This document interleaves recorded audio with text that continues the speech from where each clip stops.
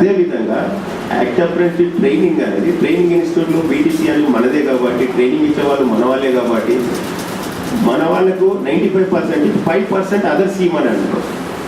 ఇప్పుడు డిగ్రీ కాలేజీలలో స్కూల్స్లలో 5% అదర్స్కి ఉన్నది, 95% రైల్వే పిల్లలకు ఉన్నది.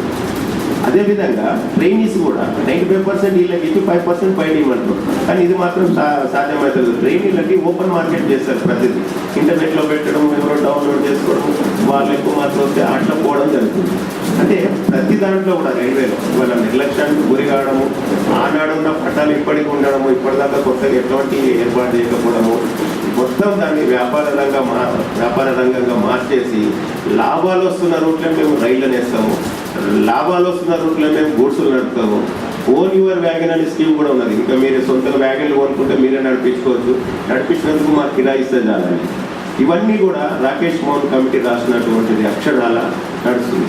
ఇంకోవైపు శ్యామ్ పిట్రోడా కమిటీ కార్మికుల సంఖ్య కుదించాలని, సంవత్సరానికి 1% కార్మికులను తగ్గిస్తారు, కుదిస్తారు, అది ఆటోమేటిక్ సరెండర్ అయిపోతుంది. అది కాకుండా ఇంకా అదనంగా వేరే సరెండర్ చేస్తారు. మ్యాచింగ్ సరెండర్ పేరు మీద వేరే సరెండర్ ఉన్నది.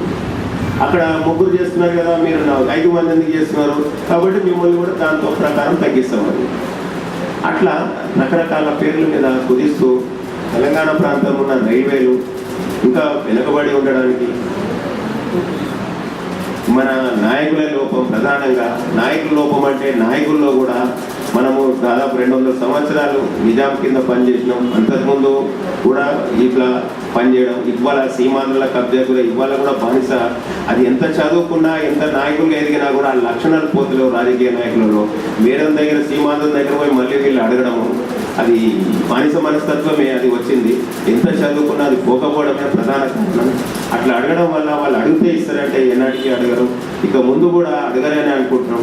మొత్తానికి తెలంగాణ రాష్ట్రం ఏర్పడితేనే ఇవన్నీ మన రైల్వేలు కానీ మిగతా రంగాల్లో కానీ పాలన ఉండదు కాబట్టి ఇక్కడ వాళ్ళకు న్యాయం జరుగుతుందని భావిస్తూ ఇప్పుడు మిత్రుడు